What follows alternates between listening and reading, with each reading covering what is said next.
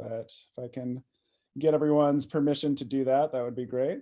Welcome to our last panel. This is the 18th, it's 3 o'clock. I'm hoping that everyone's kind of finished with their finals week by now and kind of able to decompress and give each other a good pat on the back and a nice sigh of relief for getting through a probably craziest semester of our lives. I think the faculty can attest to that as well. So welcome.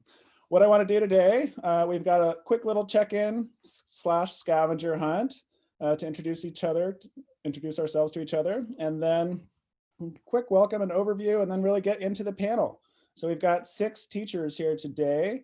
Might go a little bit over an hour. We'll try to keep it moving as smoothly as possible, but about 5 minutes each. And then after that, Q&A from faculty and the new spring teachers. So if you're a teacher who's going to teach for the first time for ExCo next semester in spring, perfect. I see a few more showing up. Please do think about a question that you want to ask either one or all of the panelists, okay, for that last Q&A period. For our quick check-in scavenger hunt, in about 1 or 2 minutes, find an artifact, find some object around you that has some kind of personal significance and some kind of personal maybe symbolism that's related to education.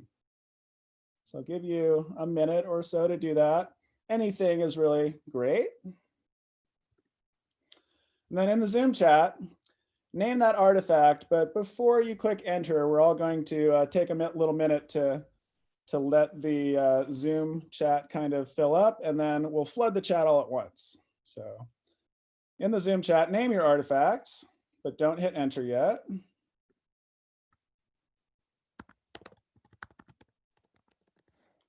Then the next part is to consider the question, does this artifact or object represent an active educational experience, or is it more, in your view, more a passive educational experience or an inactive educational experience? So now we're all about ready with our artifact and we put it in the chat. Go ahead and write active or passive next to your artifact. And let's take a minute to let people catch up. All right, I saw some people grabbing something from a different room. Give each other a second.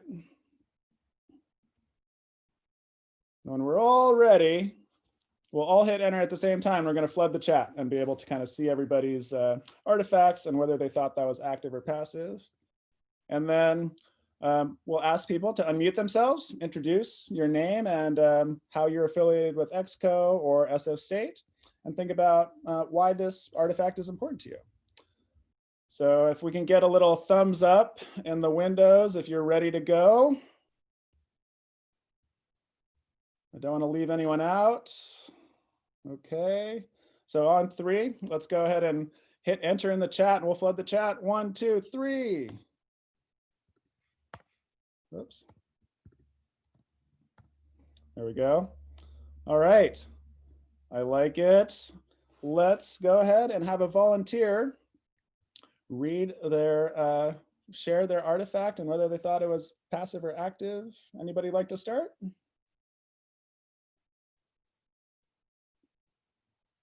I can start. Thank you. I got my wallet because I feel like this is really educational, especially like with my course that I taught, generational wealth. I think it's active because we're always using it. I mean, we learn from it. It's always there. We're always taking money out of it and not putting enough back in, but maybe that's the purpose of your class, right? Okay, thanks, Jasmine. Jasmine, sorry, popcorn it off to someone. Let's do Aaron. All right. Hello, I also just realized I forgot to hit enter on my thing, but I was debating between 2 things, so I'll show both of them. I grabbed a book, Disability History of the United States. That's a more active one. I'm trying to build up my own disability library, so books themselves are just an avenue for learning and lots of different topics. And I also passive.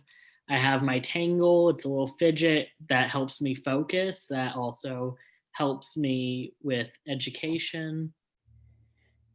All right. And let's see, I'll pass it to the first person I see on my screen. I'll pass it to Robbie. All right. Yeah, I wrote a stuffed dinosaur. I have a little stuffed dinosaur that I keep with me. Symbolic because like it represents the start of like my journey to academia. Like I loved when I was really little learning about the different dinosaurs and stuff, and then it just like progressed and wanting to learn more and more. And also because like I think it also kind of represents ExCo too, because what we used to know about something can change and become something totally different in how we learn it, similar to like what we try to do with our mission statement. But I think it's passive learning because in order to understand and learn that new stuff, I think you need to have like proper guidance and like the people involved to help move to that next step. All right. And introduce yourself and tell everyone what class you taught. Oh yeah, sorry. I'm Rob. I taught psychology of cults and cult leaders last semester. Okay. We'll hear all about that. Popcorn it off to someone. Let's go with Remy. Hi, I'm Remy. I teach fan fiction as literature. So I chose a koala pencil clip. I have about like 50 million of these in the house. They've been part of my educational journey since I was in middle school. But legitimately, I do really believe in the idea of making learning fun, like accenting your learning with really like fundamentally like whatever you need to like get through a class and not have it be boring. And in middle school that was koala pencil grips because that was what I was into back then. But like moving into like ExCo more symbolically, like this is about like trying to make class interesting, trying to be cool, and like engaging with your passions. And also it is a toy. And my favorite week in class when we were physically meeting the first semester I taught was the week I get to bring in the toys and all of my kids play with them. I think it's active learning probably. I think getting to be hands-on and getting to like take control of like how you care about learning is innately like an active state. Popcorn to Jeffrey. Hi, my name is Jeffrey. I taught understanding development skills for politics.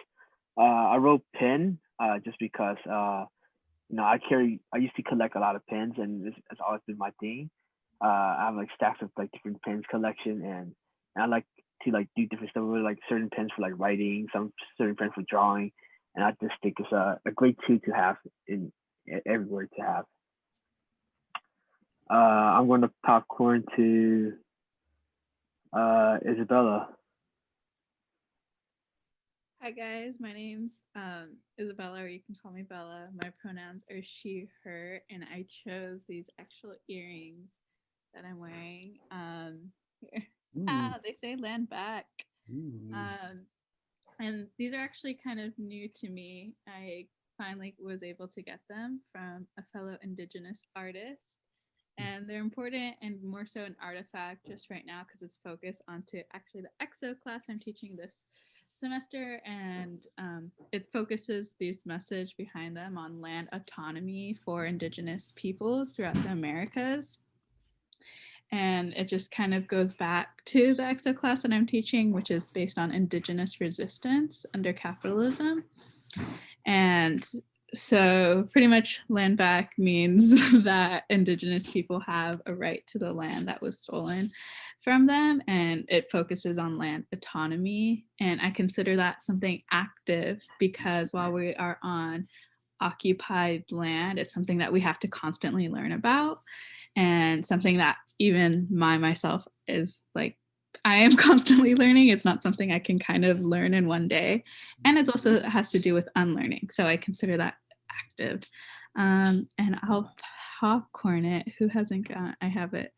I feel weird doing this. I'm going to pass it on to Professor Dan. Okay. Bella, nice to see you again. Bella was my student in a first year class a couple years ago now. Rob kind of took mine, which is really funny because I never thought anyone would have another stuffed animal as an educational artifact, but Mine is a little stuffed gator that Bella probably remembers, actually. We used this to toss around the class when we were having class discussions, and it kept the class discussions a little more active. We'd be in a circle. The first time I tried this, funny story, was the year before Bella, and before I got the stuffed animal, I tried it out with a whiteboard eraser, and somebody wasn't paying attention, and it hit him in the side of the head, and I was terrified they were going to report me to my supervisor and say they got hit in the head by an eraser, even though I didn't throw it. So I went immediately after that class and spent way too much money, $14 or something, on this little stuffed animal, so that nobody would get hurt by their discussion in class. But it definitely is an active object or artifact because of the intention behind it. And I really didn't have a chance to do that as much this semester. Like Remy was saying, the physical aspect wasn't there as much. But I have actually used different activities where students bring in their own artifacts. So it kind of reinvigorates the physical side of learning. So I will popcorn it to Nancy. Hey everyone, I feel like I dropped in on somebody else's party, but I joined this conversation because I saw this listed in our campus memo, our campus newsletter for staff, which I am. I work at the university. I work for administration and finance. My role is doing mostly committee meetings and organizing staff events and things like that. I popped in here only because I worked with a student a couple years back that helped bring ExCo back to campus, and he was so excited. And the amazing amount of classes that you all are teaching and the topics are fascinating, and all of you have so much energy. I'm just here to support your work and tell you that all of us as staff in this very strange year are still 3,000% behind you and here to support you. And I'm very, very proud of all of you. Look at what you're doing right now. You're all amazing. I'm just so impressed. So I'm going to probably bounce from my 3:30 meeting, but I just wanted to come in and just support all of you and tell you what a great job you're doing pulling through this year. And if there's anything that staff can do for you, it's not only your faculty that supports you, but all of us staff at the university support you as well. We care about you and we hope you hang in there. And that's it. Just wanted to wish you all a happy holiday.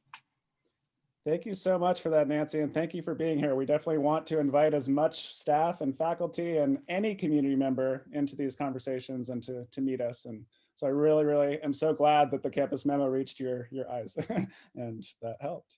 And Jolie was actually the one who suggested that. So she was a instrumental part of getting that word out. Shall we popcorn to Jolie?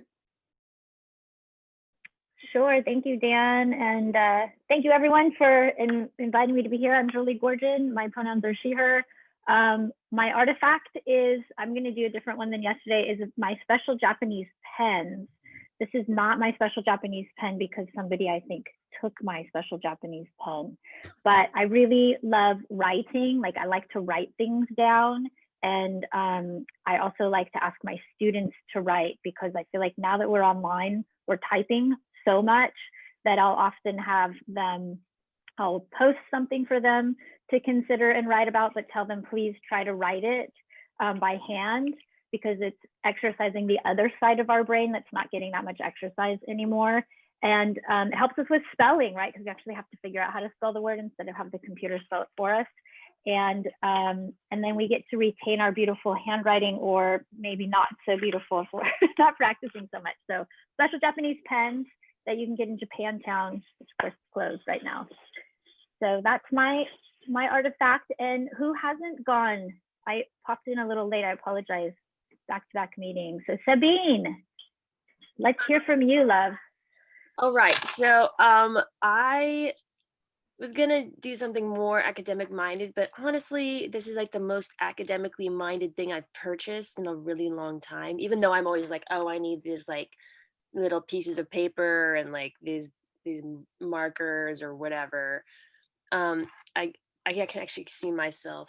Hold on. So I don't know if, okay, this is like ginseng that I got at Sprouts for 59 cents. I bought like a ton of them last weekend. And it's just like really made a difference in me not falling asleep during this last week of finals. So they taste pretty bad. I usually just put ginseng in my coffee, but they're really cheap. So I bought a lot of them and I was just like drinking them. And I don't know, I have a lot of like lethargy. So I actually fell asleep during my last math class and it was terrible because I couldn't even do the quiz because I was so tired. So I just decided to get a bunch of ginseng to keep myself awake, especially during the last week. And it's actually like, it actually tastes sweet. They put sweetener in it. And as long as you aren't on medication, which, I mean, whatever, you know. But I think it's pretty much as long as you're not pregnant or nursing, you can pretty much take it. And it tastes sweet and it makes you feel awake.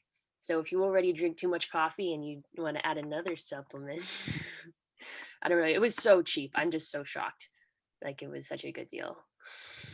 Cool. Let's popcorn it. Okay, let me see who hasn't gone. Zion? Have you gone? Oh yeah, sorry, looking for my unmute button. It moved around when I reformatted. Yeah, so I chose, now let's see if I can show it. This keyboard. Sorry, it's the laptop. It's not easy. Oh, you saw keys. A keyboard, synthesizer, controller for Ableton. So I do music and stuff on the side. Usually a lot of like totally unconventional but weird stuff. And my class is about experimental media production. And so this tool has been one way for me to learn a lot about music and more.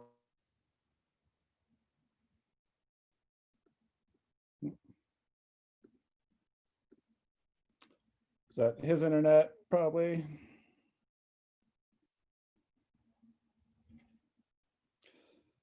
The Zoom freezes. Just playing around.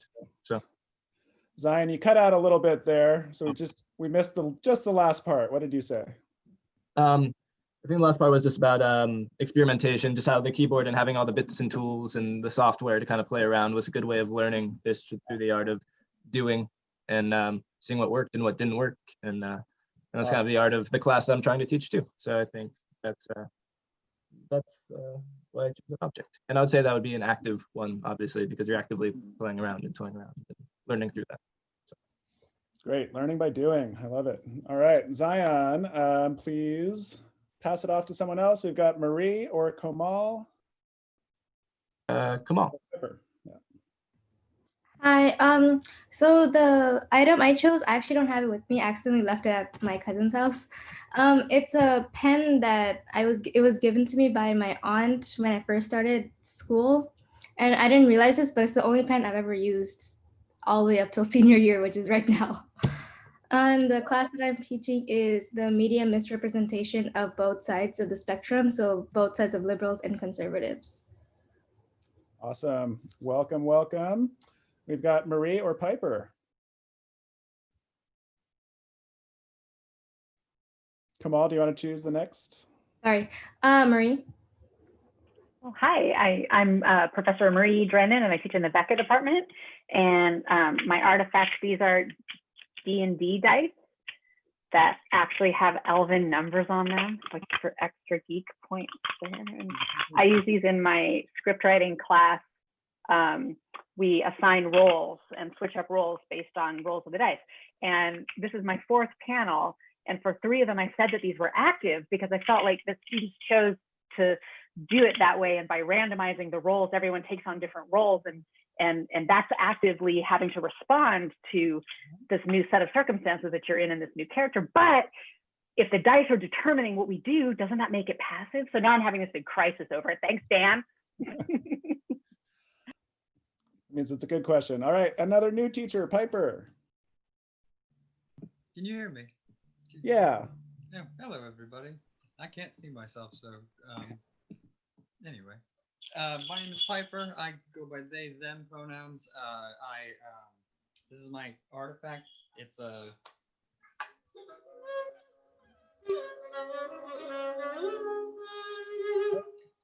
it's an Indian sitar, a bowed sitar, an esraj. I'm planning on teaching a music class, musical scales of the world. I have a cat that really loves this thing. She's always comes and tries to bite my bow.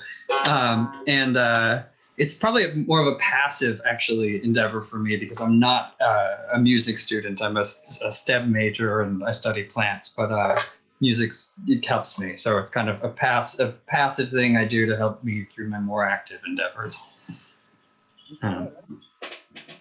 Awesome. Thank you very much, Piper. We got everyone, right? We're not missing anyone.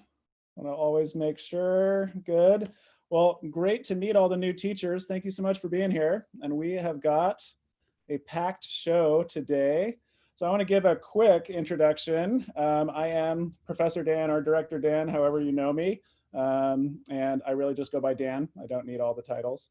But I am super excited to be in my first year as the Director of Experimental College. And what we're seeing here is really the essence of experimental college, which is students teaching, students organizing, students getting together and having a good time. So what you see in the bottom left-hand corner are some students from the 2017 era when experimental college was just being revived at SF State by Professor Kathy Emery. So some of the veteran teachers know her and worked with her last year, and I worked with her all last year to transition into this role. But what you're seeing is students organizing, students getting the word out, students making ExCo visible on campus physically. You can also see that up in the upper right-hand corner. This all came from social media documentation. These are from the Instagram pages. So we also have to think about how we kind of are getting our name out there and getting ourselves out there. We also have a really rich history at SF State. So it was revived in 2017, but experimental college started back in 1965 and all the way through the 1969 strike, where it kind of fizzled out and became absorbed in the new structure of SF State, which was the creation of the College of Ethnic Studies through that 5-month strike in 68 and 69. So ExCo is you're all are becoming a part of or have been a part of a really historical effort, as well as, of course, a really collective effort. I think it's sometimes easy to think about yourself as just teaching one class and you're teaching your class and you're in it by yourself. And that's not how ExCo works. And that's really not how teaching works. As Marie and Jolie will tell you, we get together all the time. We have not only meetings, but we have our cocktail hours as well. And we talk about teaching and we make sure that we are supporting each other. Okay. And so the other thing, upper left-hand corner, 1965, 66, 67, you see people having fun. They're out there. This is an event called the, I think it's called the Something Weird Festival or something like that. So you're celebrating students' eccentricity and kind of being out there and weird. But then you're also, in the middle there, you have a picture highlighted with the pink arrow of Jimmy Garrett. And Jimmy Garrett was the founder of the Black Student Union, which at SF State was the very first Black student union in the nation, okay? So he was also one of the original ExCo teachers, and he helped incubate some of the original ethnic studies courses and Black studies courses. Specifically, he taught the Black Writers course. So kind of super interesting to me as a writing teacher and in the English department that our rich history at SF State really is cross-disciplinary and involves a lot of social justice and ethnic studies and representation. And then the last thing I'll point out is this current semester, we've taken our social interaction and our collective efforts and our organizing online, of course. And so we're in a Zoom room there. And that picture is actually from one of the movie night that we had this semester. So we'll continue next semester, even though we're virtual, we're gonna get together. We're going to support each other. We're going to be a collective. And the club is there to host certain events like movie nights and like maybe dinners or something like that. Last little historical artifact. This is just one of the original course catalogs, which now you find on exco.sfsu.edu. That's where our course catalog is. But this is showing Jimmy Garrett's course, okay, Black Writers. And just really a rich history within the civil rights movement. Jimmy Garrett, before he came back to SF State to help start the experimental college, was in the Freedom Summers movement in Mississippi in 1964, which that civil rights organizing and that community-based education was where ExCo started. So we have, we're not really grounded in the university, we're more grounded in the community. And as a really quick introduction to give you some context about what you're going to hear from the ExCo teachers from this fall, and to give you all new teachers a little idea of your own process moving forward, this is kind of like the journey. And I'll say really quickly that this was probably oversimplified. There's a lot more that goes into it, but to give you kind of a snapshot, start out with all of you, brilliant teachers, brilliant students who are proposing to teach a course. You all probably have different reasons for doing this. So this is something that the current teachers will talk about. Maybe you saw a gap in the education at SF State and gap in the curriculum, and you think this is something that needs to be taught, and so you want to teach it. Maybe this is a hobby of yours that you really enjoy doing, and you want to share that with other people. That's a great reason to teach a course. Or maybe, especially in remote learning, and it's interesting to hear this, that this is a way that you can create connections. This is a way that you can start to create that social foundation that we're not getting otherwise at SF State. And hopefully your other professors and teachers, and I know in the English department, we really are concerned about this, about making this remote learning as interactive as possible, and really, helping you form the connections that you otherwise would have gotten in person. Everyone's pretty much accepted. We haven't rejected a course yet. So, for next semester, for fall semester, when we all go online, and when you all are thinking about publicizing and trying to get people to teach for ExCo, keep that in mind. I'm happy to say every ExCo course pretty much has a, every ExCo course pretty much has a student in it right now, which is great. So you don't have a whole lot of recruiting to do, except if you want more students. So one thing that the current teachers will tell you about are their outreach posters and their whole process for recruiting 1 or 2 students at least to take their course. Next steps over winter break are you're creating your syllabus and your curriculum. You're thinking about customizing your iLearn site. All of you, if you go to upcoming semesters in iLearn, you have access to your iLearn sites now. So you'll be able to start going in and playing around with it and customizing it. And then there's, in this section, in this area is where we'll also do some workshops. So coming up in January before the semester starts, there will be 4 different workshops. One is on syllabus, one is on iLearn. Another one is about creating active learning strategies. So thinking about how to create engagement and really keep students engaged and interacting on the Zoom calls, or asynchronously if you're teaching asynchronously. Okay. And that'll hopefully prepare you to teach your class, which a lot goes into it, but a couple things: lesson planning, assessment, which basically means grading, however you're going to grade your students, communication, both with your students and with me. And then that involves as well the 401 section. So those are the every other week sections that we all meet to talk about teaching, all right, and to support each other. And last but not least, here we are, ExCo conference. So this is kind of like the end all for the semester, where hopefully the new teachers who are here can see yourselves basically presenting as the teachers from fall will today. All right, so with that kind of brief and rough overview of the process that all of these teachers will go through, let's get to it. I'm going to ask all the panelists to take about 5 minutes. All right, so we'll probably, for those of you planning or have something after this, we'll probably go till about 4:10 or 4:15. Okay. And this is the order of our presentation. And we'll get right to it with Rob, who's going to talk to us about psychology of cults. Hello, everybody. My name's Rob Benord. I go by he, him. I'm a senior in the criminal justice department, and I'm planning on coming back here in the fall for grad school. I'm the president of the ExCo club for this year, and I've been honored to have that position.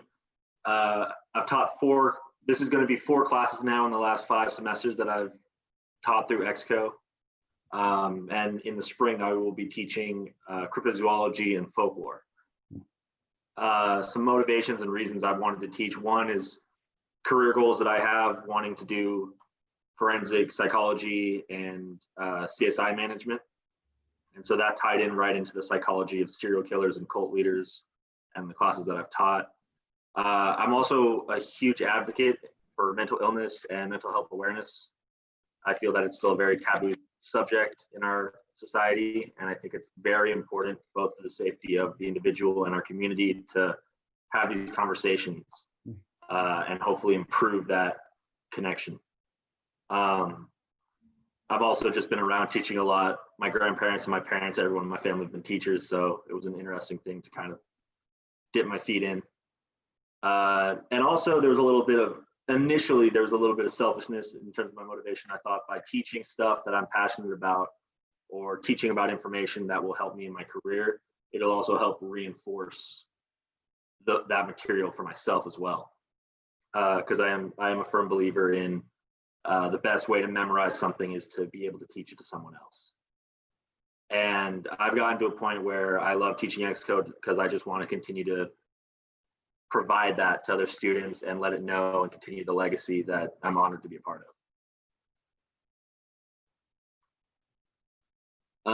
So I've had a couple processes in how I've learned, how I've grown as a teacher. I've taught psychology of serial killers for 2 semesters and then 1 semester of cults. My very first semester of psychology of serial killers was set up initially by a longer kind of lecture where I provide a bunch of information for the students. Then they have forum posts and little assignments that I would give that show that they're connecting to the material. And then we would also have media sessions where students would bring in media, which is like movie trailers or pop culture references, things that were based off of these serial killers that we didn't know about. And we would watch those and then discuss those as well.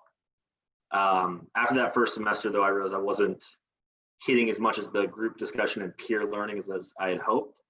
So I transformed it from that kind of format to, I would group students together I would pose kind of these discussion questions about the topic, and they would sort of come up with their own punishment, court ruling, that kind of stuff for the killer once they were caught, and also come up with ways to prevent things like that from happening, like maybe more money being put into social services for mental health and things like that, and see where the students were coming from. That changed then when I taught cults in this fall. Obviously went to Zoom, we went online, so that was a major learning experience for me. It became a combination of a mini lecture and breakout room sections for the students where I would keep tabs on how many people were in each group, and I would kind of grade them on their participation and just attendance and presence rather than them like actively, turning in assignments. I still tried to do some media sharing through, Zoom share screen. Sometimes that didn't always work out when you're trying to like share an episode of the TV show or something through a streaming service. But the students were really helpful in trying to find loopholes and jump through those hoops. And ultimately, one of their only assignments ended up just being kind of a final evaluation of themselves and also of the course. And one of the big things that I wanted to take a part of in the Zoom meetings was I ended up having like a break week, kind of a mental health break, and I constantly wanted to create forum posts and things where I was engaging with the other students to make sure that we were all doing all right. If people were having issues with something, I wanted to be able to help them, and trying to make the Zoom experience as easy and comfortable for them, pander to their needs rather than have them try to adapt to a singular structure. And I'm going to take all that stuff I've learned and then go into the next semester, hopefully with a better setup. These are just a couple on the left here. These are just 3 little quotes from different either papers or responses that I got from students that I've kept anonymous, where they were showcasing their understanding and their beliefs on how impactful and important it was to learn about particular topics. The second one, a student decided for their final project to do an advertisement for one of the cults that we had learned about to try to get new members. So there was a level of understanding of satire there. The bottom one was I had them write a serial killer essay responding to the discussion of which killer do you think is the most important to learn about for our society and why. And so this individual chose Ted Bundy, and he talked about how the type of killer that Ted Bundy was became a stereotype in literature and in kind of our pop culture and our media, and shouldn't have been. And that's why it's important to know about it, because of how harmful the original source material was. And overall, I think it's been a huge success in the outcomes of teaching. I thought that it's a great way to meet new people, to get them to really discuss hard topics that they didn't think about or open their expression to new ideas and topics. I know it's worked for me. And I've just met an awesome community through ExCo, the teachers, the people in charge. It's really created a great community that I'm very honored to be a part of and have met all of you in. Thank you. Great. Awesome. A little round of applause, and we got an Among Us reference here. New to me, but you all know about Among Us, I'm sure, some of you. All right, let's move it right along. Thank you very much, Rob. Next up is Remy. Yeah, hi, I am Remy. I use they, them pronouns. My students specifically, they call me RC. I like the distinction there. It helps me get into teaching mode more easily. So I'm also involved in the ExCo club. I am our vice president. I'm a creative writing major and I'm minoring in cinema, so the arts programs. And I'm in my fourth year. This will be my third time actually teaching this class. This past semester was my second. So I love fan fiction. Honestly, that's what I teach. Fan fiction is literature. I brought on here, I put up my suit on AO3. I've written nearly 300 works over literally over 1.5 million words over the past several years. And I talk about this with my students like right off the bat, because one of the things we focus on a lot in this class is the purpose of fan fiction in our culture. I am in a position where I want to write as a career. I want to be able to profit off of this, make it my living. But at the same time, I'm very invested in fan fiction and the idea of storytelling for the pleasure of storytelling, and what kinds of values we have on art right now in a society that is so capitalism driven. This is a thing that we talk about again and again in class, about the idea of what value does art have when you're trying to make money off of it.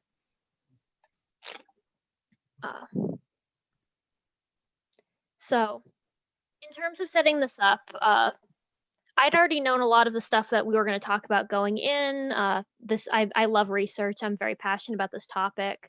And one of the things I was very worried about, I was really worried about becoming a teacher, because I'm not very good at it. Before this, I only ever taught kickboxing, which is very physical, and I'm not supposed to let the students hit me here.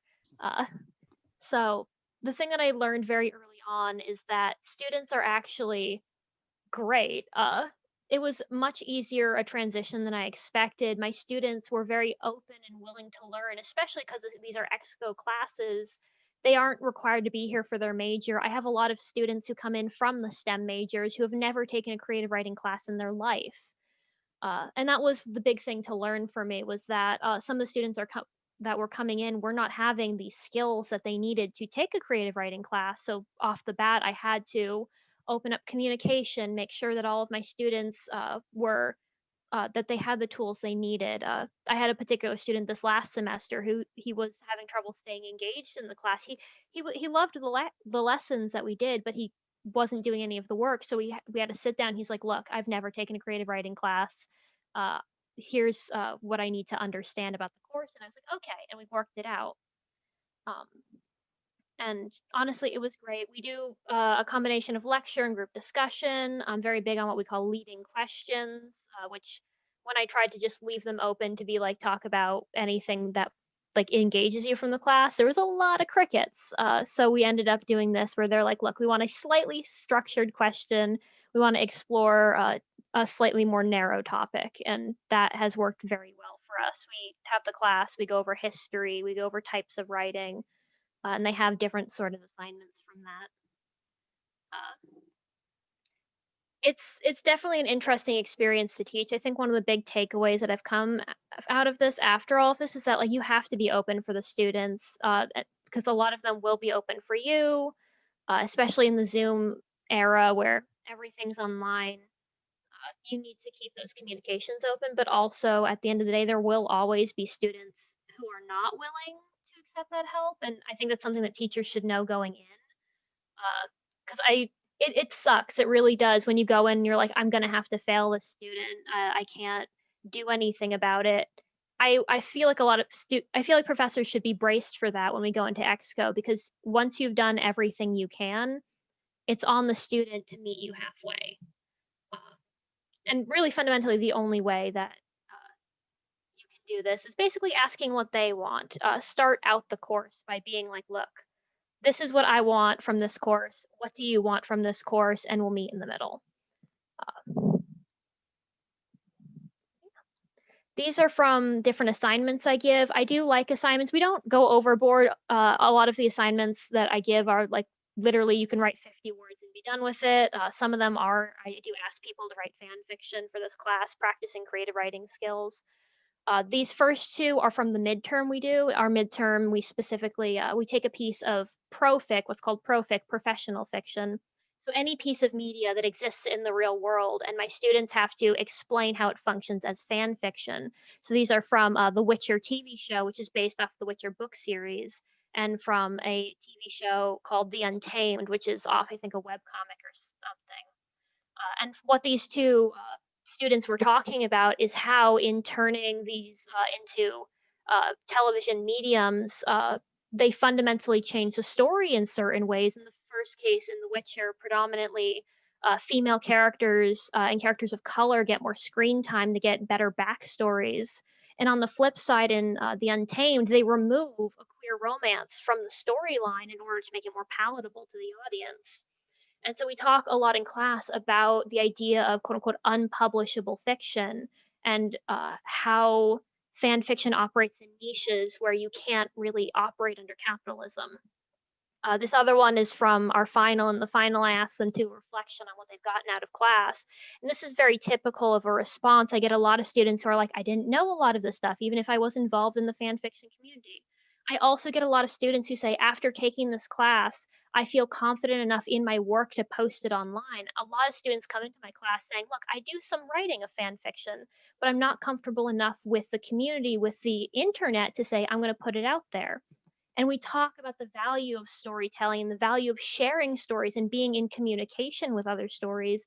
And by the end, I get a lot of students saying, yeah, no, this class told me that I could post my stories out there. I could be okay with that. And I think that's fundamentally been one of the greatest joys of teaching, is that my students come out of my class more confident in their own abilities. I think that's really all you can ask for.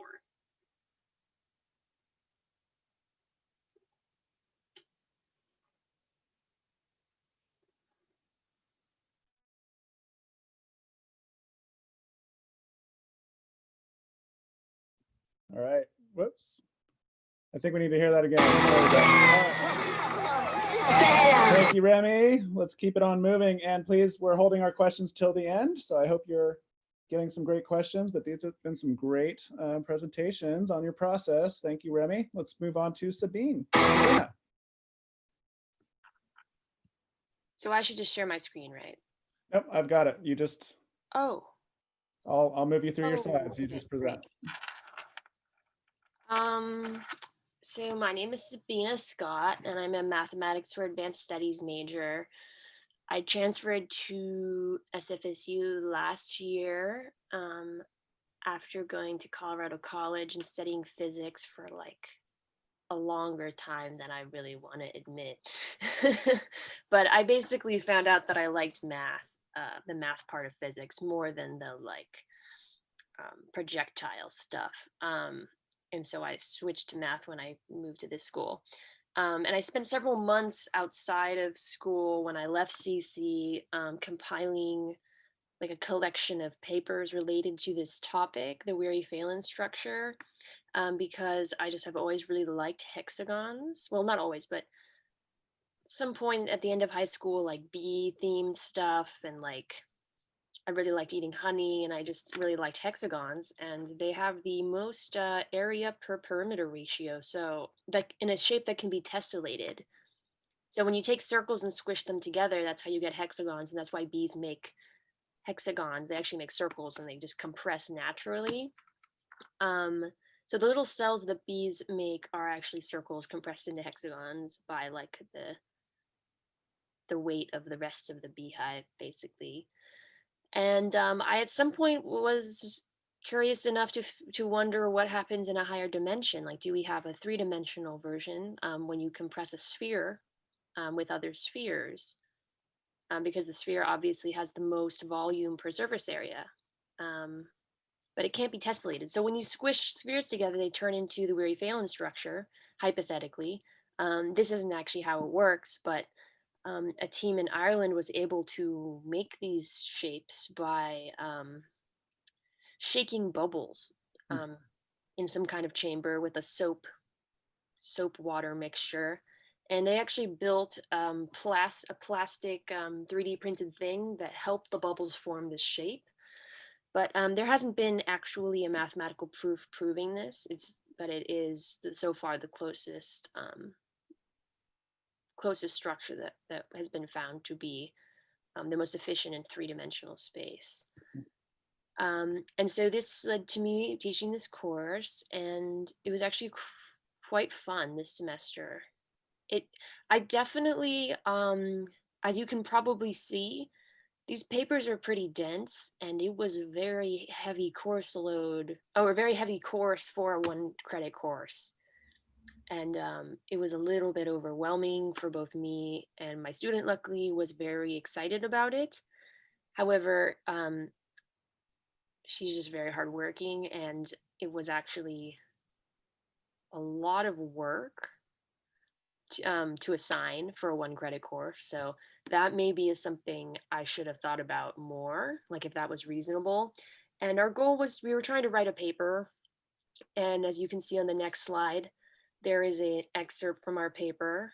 It's not completed, but in this slide, it looks pretty completed. It was very hard at first to learn how, like, I've used LaTeX in a few classes, but LaTeX is like pretty rough unless you've been doing it for a long time. And we have just been working on this paper, and we actually came up with a pretty complicated explanation, and we got kind of carried away into a higher dimension.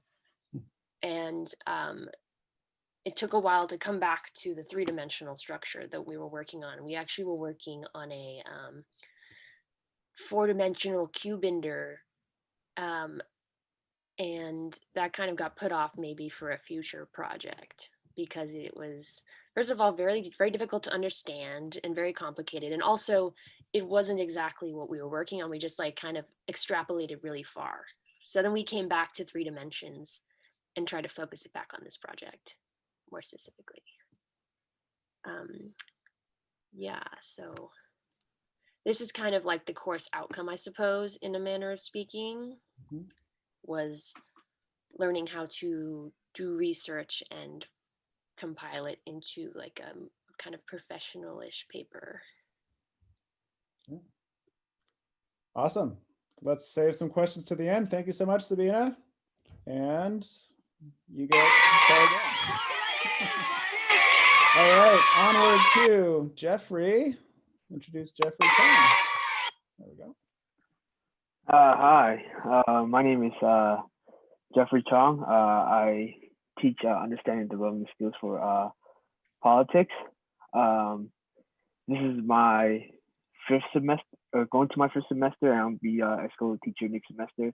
My majors are, I'm a double major. I'm political science and also urban studies and planning. My motivation to teach this class is actually a lot of people have been asking me to, like, do some type of form of education around like about local politics, just because I've been involved my last 4 years in SF politics, for running like campaigns, volunteering campaigns, and also interning at city halls and working with numerous elected officials. And people's like, you have all this institutional knowledge, you should use that knowledge and spread it to people. And I was like, no, that's a great idea, I should do that.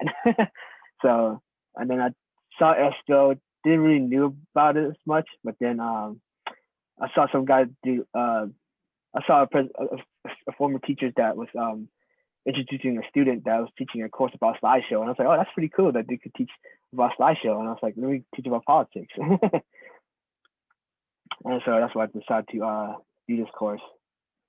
I could go to the next slide.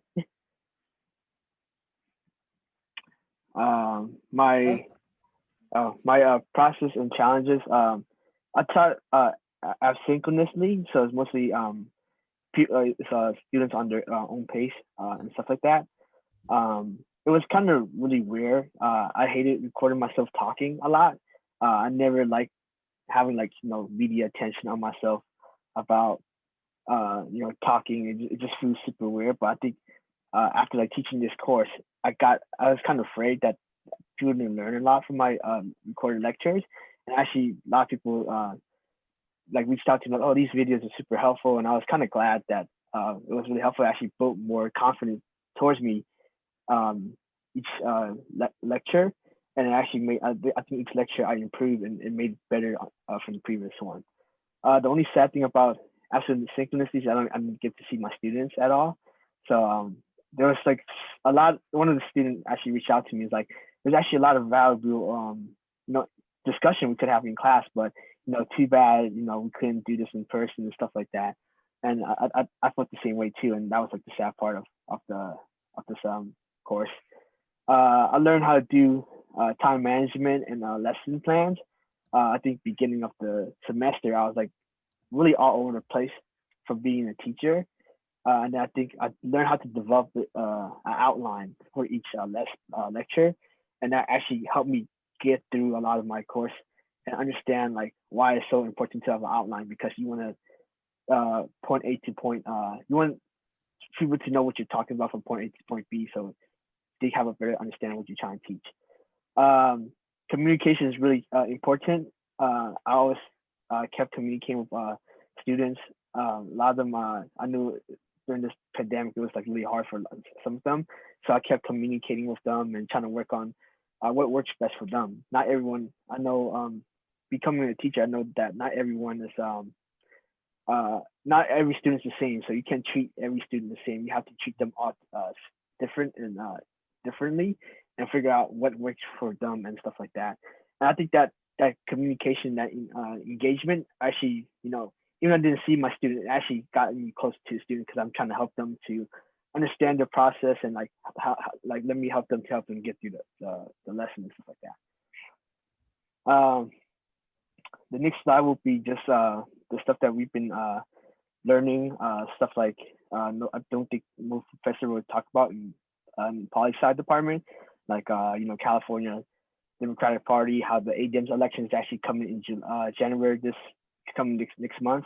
And this is actually one of my recorded lectures that I screenshot out of.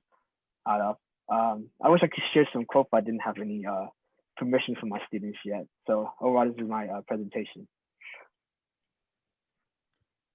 Great. Awesome. That's SpongeBob. Stand aside, SpongeBob. All right.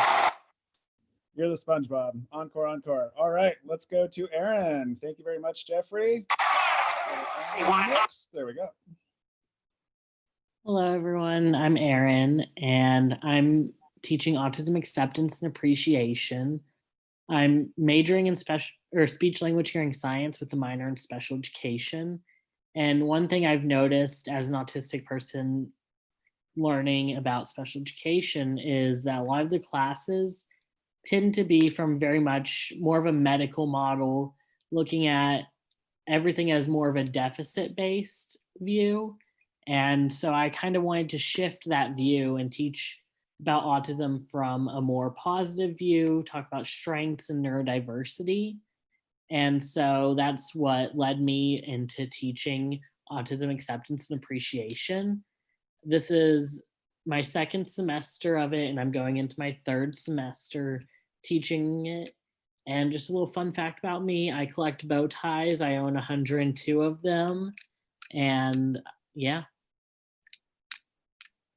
And some challenges that I've faced with teaching my class.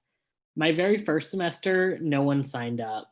I was lucky that I was allowed to continue taking the 401 section and working on building up my class more, and still got the credits in exchange for just working on building my class up for the next semester. So it was a bit of a struggle, and I was really worried about not getting anyone sign up again. But I think after having a whole semester to promote, I was better at promoting my class, and I was able to get 5 students this semester. I already have 4 people signed up for next semester. So things are going pretty good in that aspect now.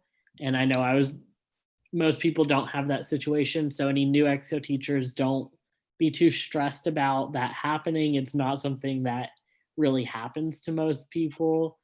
So you shouldn't stress too much, but work on trying to advertise is my best advice. As well as I have some students, another challenge is that they won't complete their work.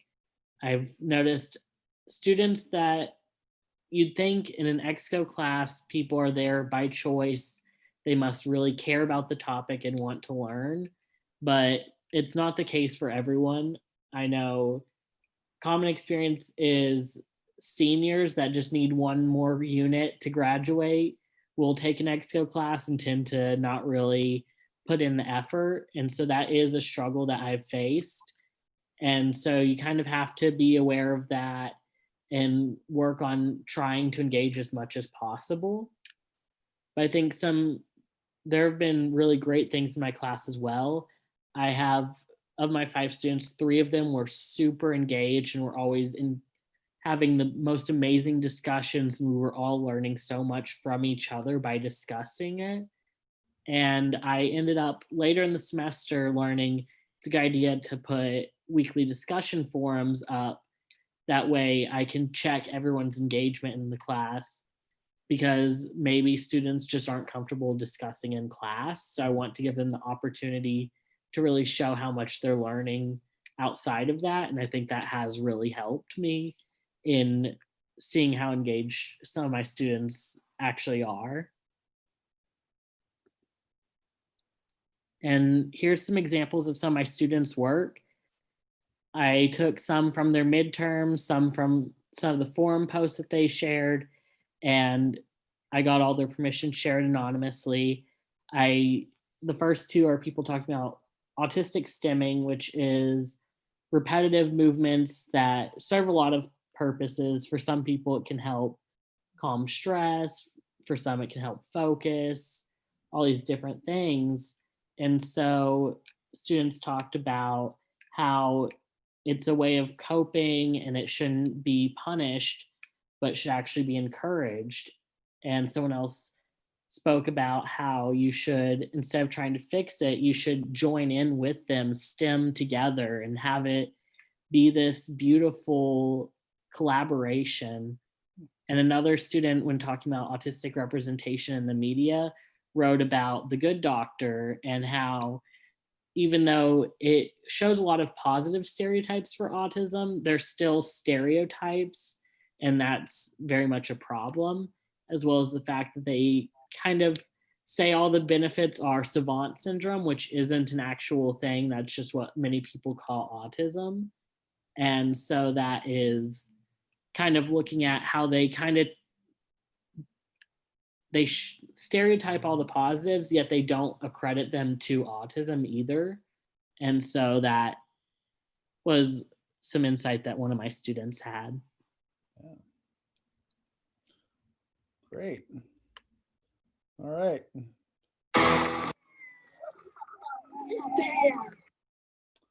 Okay, we are on to our last panelists. Thank you all for being such a great audience, and we'll have questions right after this. Let's pass it over to Jasmalina. There we go. Hi, I'm Jasmalina. I'm a senior. It's my 4th year at San Francisco State. I'm an econ major. So I wanted to teach learning, financial stability, credit. I have my fair share of mistakes when it comes to credit cards, and my fair share of mistakes when it comes to taking out money that isn't yours. So I was like, let me help out some college students with little things that can help them build their credit, and looking at what kind of wealth they have that they don't necessarily need to work on anymore, like their parents' wealth. Fun fact, I am the middle child. Middle child syndrome is definitely real. The more I read about it, I feel like I can relate to that so much. And then let's move on to the next slide.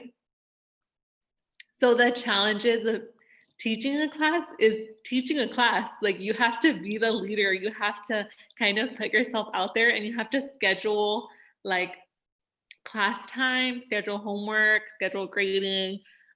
Taking classes and teaching is pretty hard. I know for some, like part of the semester, like I was completely like MIA from like everything because I was just so focused on getting things done for other classes.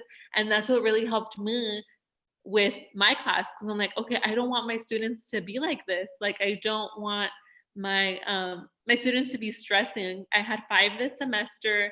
This is my first semester. So I had a pretty good turnout. I was really excited when all 5 of them signed up for my class and my course. And student/teacher led. I wanted to constantly check in with the students and let them know, how can I help you? How can we kind of help each other out?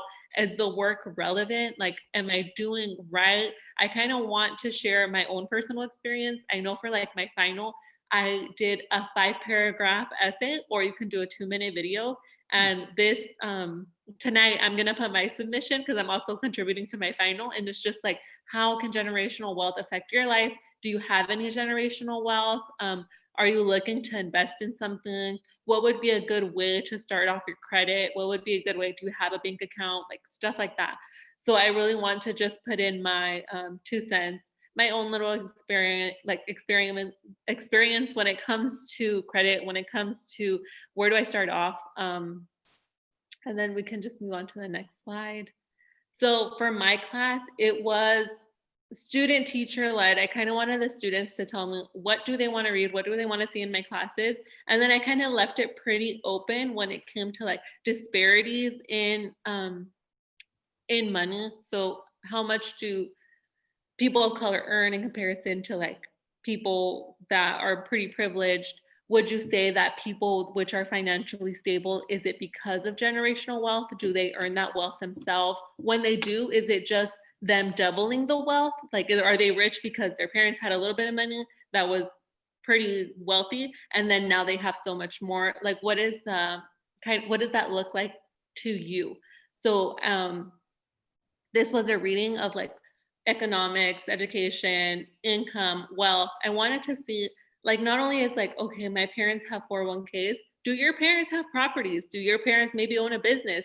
Do your parents own a house? And then I opened up my own thought process, and I'm like, my parents just got a house in January. So when I was really teaching this course, I was learning about myself too, because then I was like, okay, like literally up to this point, like my parents had no money to leave to me besides their life insurance.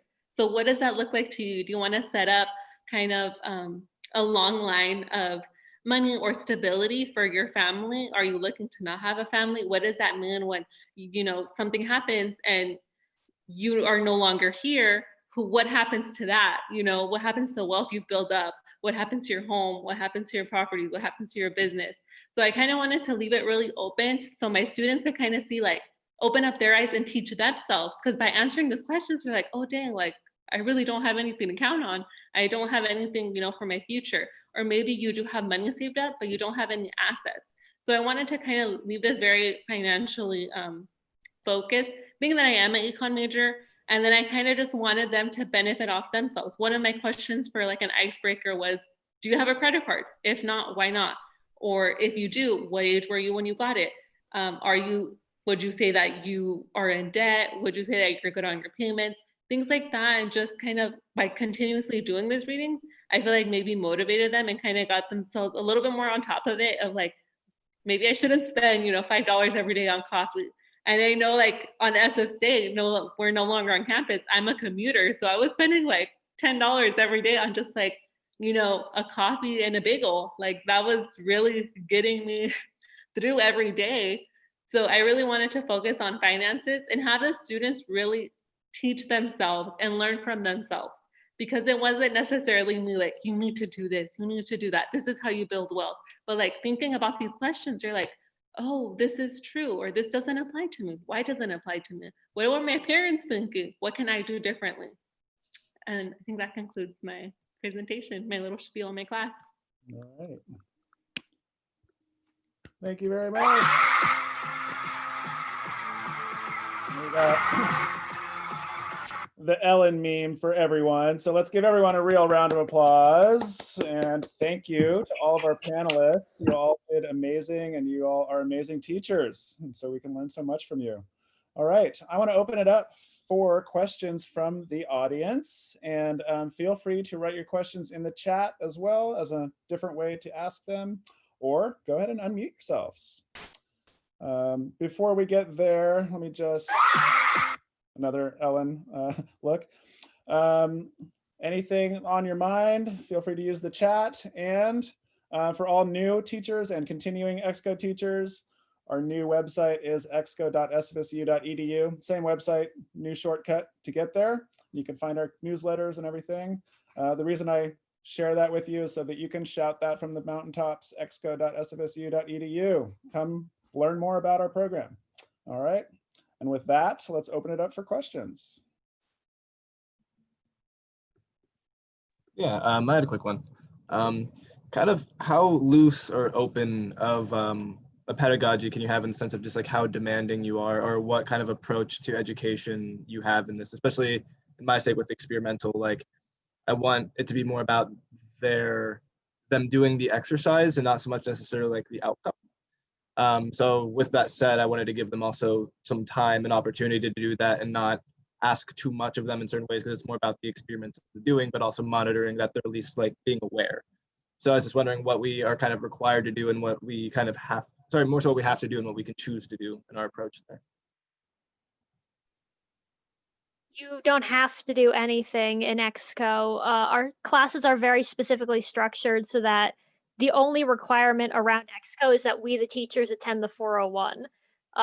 However you want your class to be structured, if you want lectures, if you want assignments, or if you want to say, like, screw that, let's do none of those, and you want to just totally have it open to like whatever kind of activities you want to do, it's literally entirely up to you. And you and your students and what you guys collectively want to do with it. Awesome. I think I can give a little bit of input onto that. I know I had a 3-unit holistic health course where we just had like everything open all semester long, and then everything ended, I would say, December 14th, everything closed, and that's when the grades were put in. Everything was graded for completion, and everything had no hard deadline. And this was a 3-unit course. So this kind of gave me more of an openness to my grade book and what I wanted to look like. I would say it depends what your syllabus looks like. If you have to complete one assignment before you complete another, then you probably want to make sure you have some sort of deadline.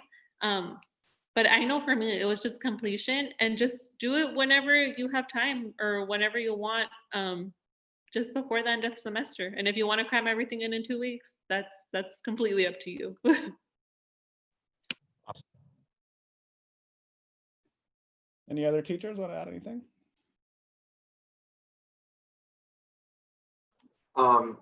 Yeah, just no matter what you go with in terms of assignments and grading and all that kind of stuff, just keep in mind that it's a 1-credit class.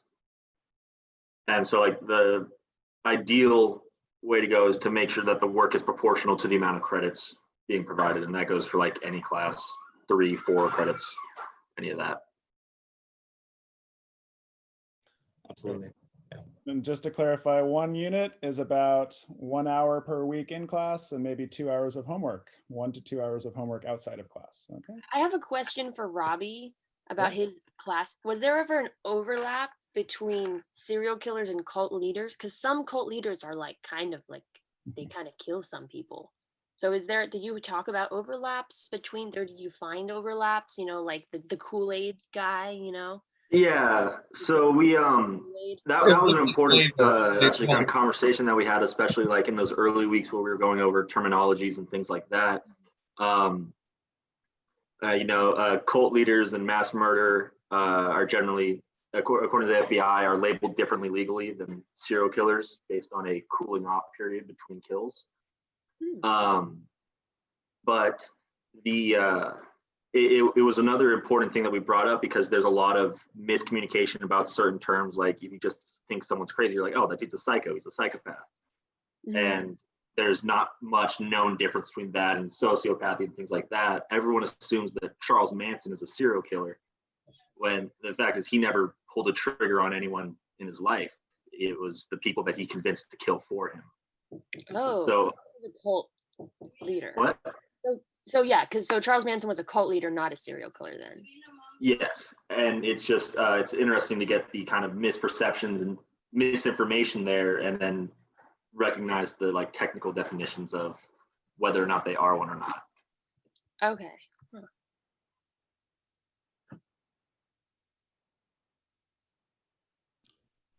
Questions from new teachers? I wanted to bounce off what cults did you talk about, just out of curiosity? So we discussed Waco and the Branch Davidians, Jim Jones and the People's Temple. We did Manson. Crazy. We also did some like lesser known ones like the Children of Thunder or the Japanese Shrinko, who's responsible for like the largest domestic terrorist attack on Japanese soil. We talked about Rajneeshpuram, which was the community that took over an entire county in Oregon in the mid 80s to late 90s. It was a nice combination of like groups that everyone had heard about and then some that I found out of the woodworks. Also, my second question, and this is open to all fall 2020 teachers or past teachers. How did you guys switch your gears into trying to be like student to being leading and a teacher? For me personally, that's the thing I'm most worried about. I just never see myself in that position. It's kind of funny because I also do help lead student organizations, and it's also really hard for me to like, so just like, what did you guys do to switch gears and try to be like, I guess, more professional, I guess? I don't know. Take lead and like a teacher. I've got a really nerdy answer for that. Because I do D&D and role playing stuff, and I literally like treat it basically like as I am LARPing as a character who is a more professional version of myself. That's why my students call me RC. Very few people call me that outside of a classroom setting. And by having them give me that different addressal, it's much easier for me to say, okay, I am a teacher in this space. I need to be more professional. I need to, have my crap together, or at least look like I have it together. Honestly, they can't tell the difference as long as you look like you have it together. But yeah, just going in knowing that you have like, this is the information I know, this is what we're going to be doing. And honestly, I really do recommend having like a quote unquote teacher persona, your teacher persona. I think it's a useful tool because it then also can help you switch back out of teaching mode after class. Actually, just wanted to add this to Robbie's thing. This is a great book that's been suggested to me by some people I know who are not in a cult. They're like scientists, so they don't. But I've been trying to study it, and the weird thing about it is it kind of feels like it's like, oh, how to deprogram people from cults and stuff. But the whole book is kind of from the point of view of a guy who used to be in a cult, who used to be a cult programmer. So when I read it, sometimes I'm like, I feel like I'm getting a little bit cult brainwashed by the anti-cult book, which is like the worst feeling.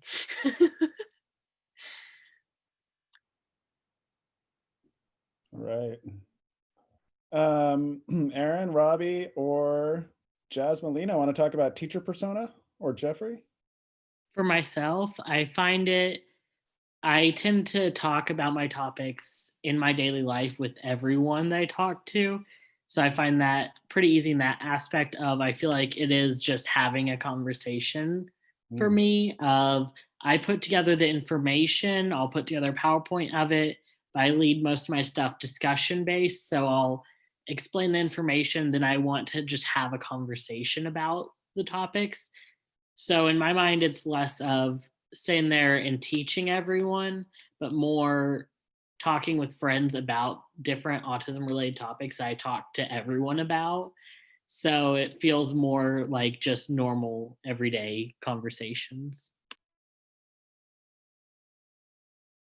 Yeah, that's a similar thing I did with what Aaron just mentioned. I know that I did record lectures, but it's like for me, it's just like having a regular conversation with myself about the topic. I find if you develop that conversation type of teaching, people are more interested into learning than having strict terms and stuff like that. And I feel like that role of like just having a conversation with folks is a big difference in teaching. All right, Kamal or Piper, do you have a question, perhaps? No questions in particular, just interested in this. Awesome. Yeah, thanks for being here. We'll definitely open the space for you to ask a question. Does anyone else have a question? And I love how Sabina asked Robbie, if you have questions for each other, that's great also. Or Marie? Can I also add something on the teaching, if that's cool? Yeah. I think there's like an important thing to remember when you're trying to figure out that balance between teaching and the peer learning and everything is, at least in some cases, it's the information of the topic. Like I try to just keep that casual conversation and relatability going. But then there is also times where you have to recognize that the people that are taking the course are expecting information from you in some format, even if they have information on it as well.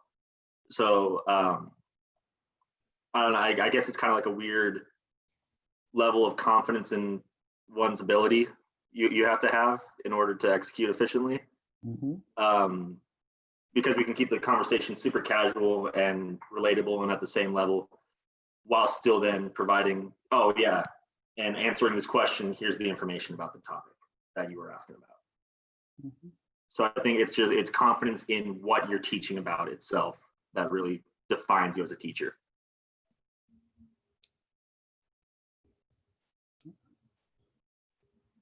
Great. Well, we can start to kind of wrap it up. Any last comments from anyone or last words from teachers? I would like to first thank all of you for teaching for ExCo. I'm on the faculty advisory board and I'm just fascinated by all the things that you're bringing to the curriculum and to the students. And I really want to encourage you to really talk with your professors next semester. Dan mentioned, all of us are in a constant state, even those of us who've been teaching for decades, of figuring it out every week, because there's always going to be something that goes a little bit wrong or that you wonder if you could do differently. And the way to find out is to talk to other teachers. And right now the faculty are which you are faculty now, it would be really great for us to hear from you who are students and teachers at the same time while this crazy online whole weird thing is happening. So there's just like a lot of amazing conversations to happen. And so I hope that you, whenever you talk to your professors next semester, make an extra trip to their office hours just to say, hey, I'm teaching too. What are you doing with it?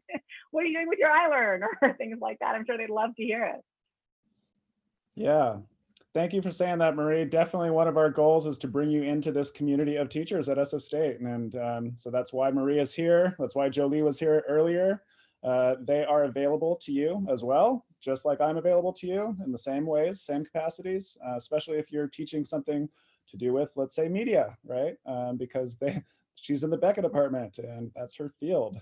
So we also have Erica Pulley. I think Zion, Professor Erica Pulley. So, and maybe a couple others of you as well. So yeah, we're trying to expand our network on campus through the faculty and through departments. And now with Nancy, who was here earlier, through staff, I would love that idea to get as much community going through ExCo as possible. So we'll be in touch. I've sent emails. I'll try to keep it to about 1 email a week, but I want to also extend an offer to anyone teaching in the spring that I'm available over winter break. If you're developing your courses, email me, we can set up an office hours appointment. We will be having the workshops to kind of finalize and get everything set the week before class starts, all right? So be in touch, be on the iLearn site. be in communication, and I'll be emailing. All right. Other than that, I'm so happy to meet all the new teachers, and nice to see you again, Bella. And so good to congratulate all of the fall teachers for their hard work. So another round of applause, please. All right. And you all did, I mean, the outcomes of your classes and just the impact on your students and the way that you all developed as teachers is amazing. So you all deserve a big round of applause. Okay. All right. Thank you all so much for coming. Again, see you soon. Have a great break. Get some rest. Happy Friday. Go ExCo. Thank you all. All right, Happy thanks. holidays. Take care. Thank Happy you. holidays, everyone. All right. Thanks, Sabina. Thanks, Marie. See ya.